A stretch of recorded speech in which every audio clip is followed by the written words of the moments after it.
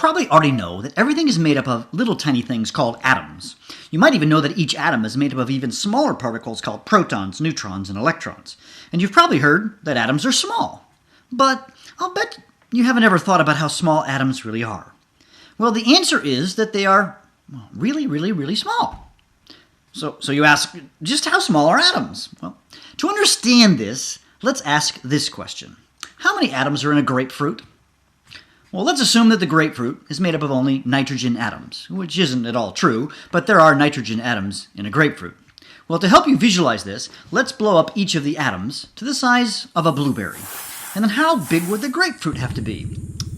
It would have to be the same size of, well, actually, the Earth. That's crazy. You mean to say that if I filled the Earth with blueberries, I would have the same number of nitrogen atoms as a grapefruit? That's right. So how big's the atom? Well, it's really, really, really, really small. And you know what? It gets even more crazy. Let's now look inside of each atom. That's the blueberry, right? What do you see there? In the center of the atom is something called the nucleus, which contains protons and neutrons. And on the outside, you'd see electrons. So how big is the nucleus? Well, if atoms are like blueberries in the Earth, how big would the nucleus be? You might remember the old pictures of the atom from your science class where you saw this tiny dot on the page with an arrow pointing to the nucleus. Well, those pictures, well, they're not drawn to scale, so they're kind of wrong. So how big is the nucleus? So if you popped open the blueberry and were searching for the nucleus, you know what? It would be invisible. It's too small to see.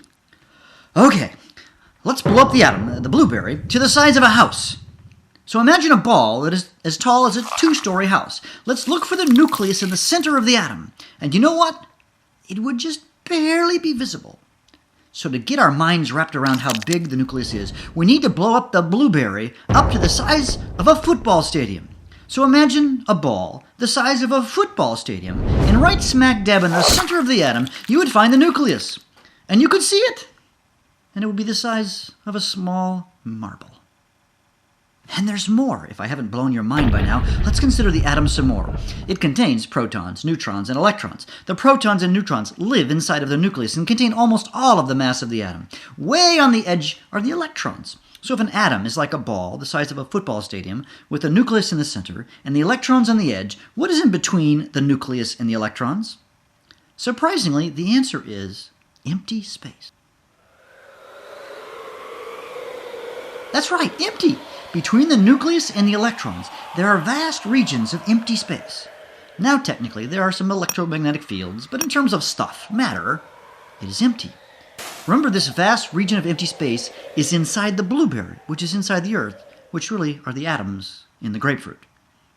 Okay, one more thing, if I can even get more bizarre. Since virtually all of the mass of an atom is in the nucleus, now there is some amount of mass in the electrons, but most of it is in the nucleus. How dense is the nucleus? Well, the answer is crazy. The density of a typical nucleus is 4 times 10 to the 17th kilogram per meter cubed. But that's hard to visualize. Okay, I'll put it in English units. 2.5 times 10 to the 16th pounds per cubic feet. Okay, that's still kind of hard to figure. Okay, here's what I want you to do. Make a box that is 1 foot by 1 foot by 1 foot. And let's go and grab all of the nuclei from a typical car. Now, cars on average weigh 2 tons. How many cars' nuclei would you have to put into the box to have your 1 foot box have the same density of a nucleus? Is it 1 car? 2? How about 100? Nope, nope, and nope. The answer is much bigger.